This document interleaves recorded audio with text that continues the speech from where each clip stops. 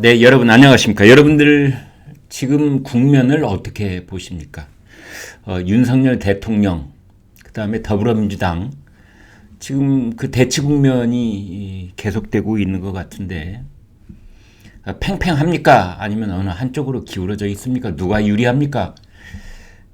더불어민주당에서 이른바 철험회라고 그 강경파 초선 의원들의 한 20명쯤의 모임이 있죠. 여기서 여러 가지 일들을 지금 주도를 하고 있고, 마치 어떻게 보면은 행동대원 비슷하게 앞장서서 이런저런 일을 밀어붙이고 있습니다.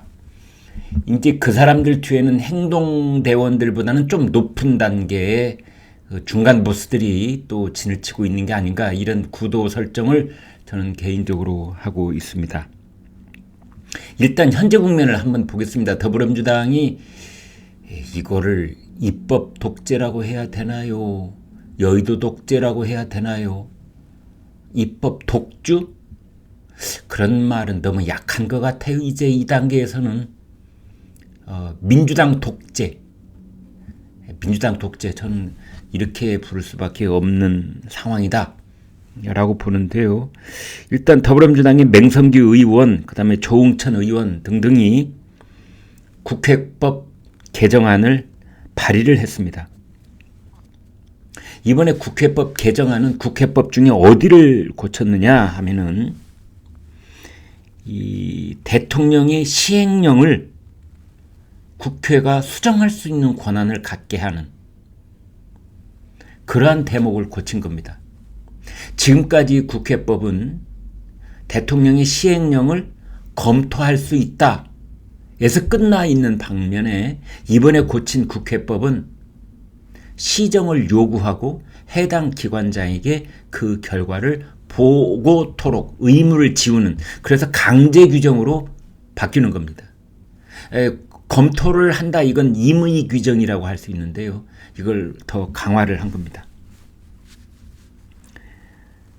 두 번째는 국회 상임위 중에서 이제 여러 가지 기능이 있는데, 상임위 말고 상임위원회라는 건 늘 열려있는 위원회가 상임위원회죠. 상임위 말고 특별위원회라는 게 있습니다. 그래서 1년 중에 특정한 시기에만 잠깐 열렸다가 이제 하는 일을 종료하고 다시 문을 닫는, 그것을 매년 하는 특별위원회가 예산결산 특별위원회라는 게 있습니다. 연말쯤에 이제 이걸 열게 되는데, 이번에 더불어민주당이 이 예산결산 특별위원회를 상임위원회로 만들자, 또 이렇게 밀어붙이고 있습니다. 그리고 예산결산위원회, 이제 특별자를 빼야 되겠죠. 예산결산위원회 소속 의원들은 겸임을 하지 못하게. 그러면 이건 왜 이렇게 만들려고 하느냐? 그렇습니다. 정부가 예산안을 편성하는 그 초기 단계에서부터 국회가 보고를 받겠다. 다른 말로 하면은 국회가 예산 편성의 초동 단계부터 참견을 하겠다. 아니, 더 정확한 말로 바꾼다면은 더불어민주당이 윤석열 정부의 각 부처가 예산을 처음에 짤 때부터 감나라 판나라 하겠다, 그런 뜻입니다. 예산결산 특별위원회에서 특별자를 빼고 이것을 예산결산 관련 상임위원회로 만들겠다. 그 다음에 영기준 예산 제도를 도입하겠다. 이것을 또 더불어민주당은 벼르고 있습니다. 영기준 예산 제도. 이게 뭐 말이 좀 어려워 보이는데요. 영이라는 말은 여기서 제로를 뜻합니다. 영기준 예산 제도. 영어로 하면은 Zero Based Budgeting 이라고 할 수 있습니다.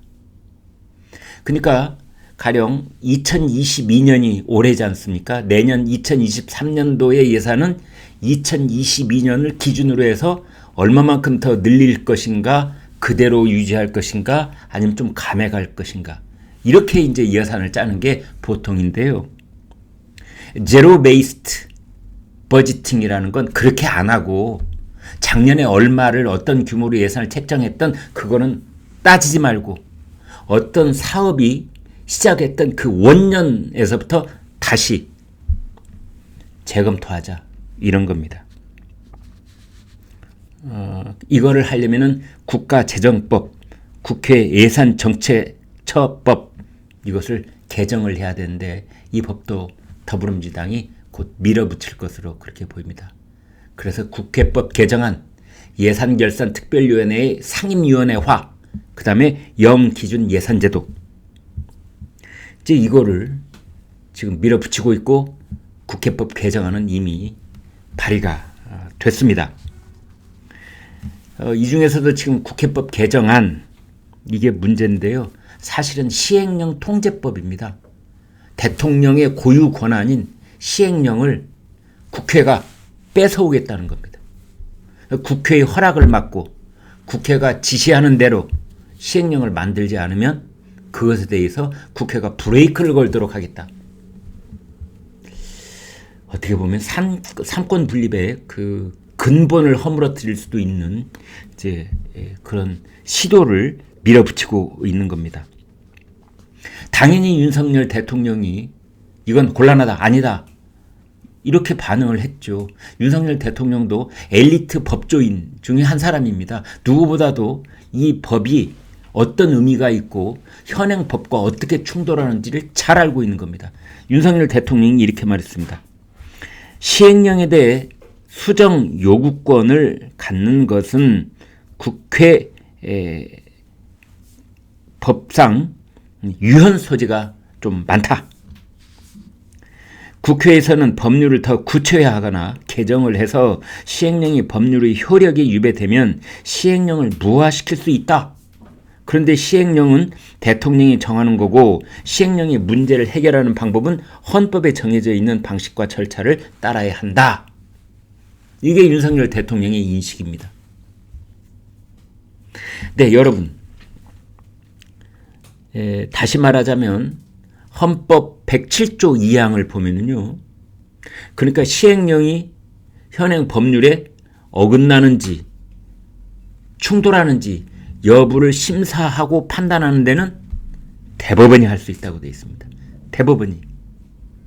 그런데 지금 더불어민주당은 이 헌법 규정을 정면으로 거스르면서 시행령을 심사하고 고치라고 요구를 하고 그 결과를 부과하도록 강제 규정으로 바꾸려고 하고 있는 겁니다.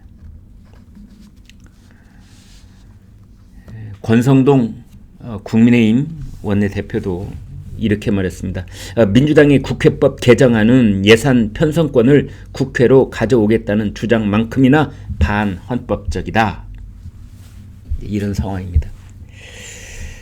지금 이제 국회 원 구성을 못하고 있기 때문에 특히 외견상으로는 법사위원장을 누가 맡느냐 이제 약속대로 이것을 국민의힘에 넘겨주지 않고 더불어민주당이 야당이 갖겠다.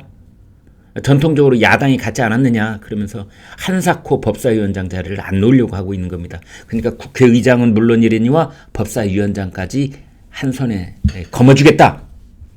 이게 지금 더불어민주당의 주장인 것이지요. 자기네들이 여당일 때는 법사위원장까지 가져가더니 이제 야당이 되니까 야당 몫이다. 어떻게 보면 생떼 비슷한 겁니다. 어거지. 아무튼 이런 상황인데 국회는 보름째 마비가 돼 있습니다. 그래서 지금 박순애 교육부 장관, 김승희 보건복지부 장관 지명만 해놓고 청문회도 못 열고 있습니다. 그런 상황 속에서 윤석열 대통령은 김창기 국세청장 후보자를 임명했지요.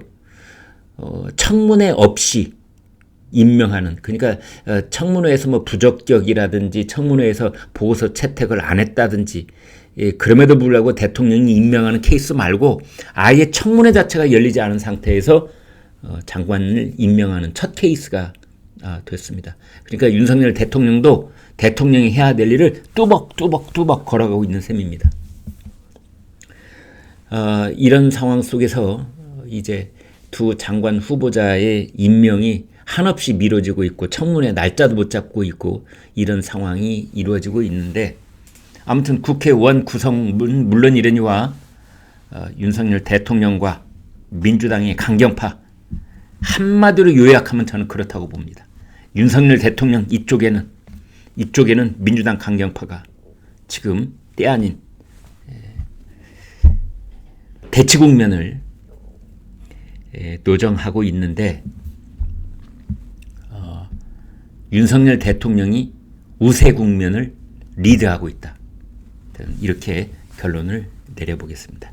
네, 여러분 구독, 좋아요 부탁드리겠습니다. 고맙습니다.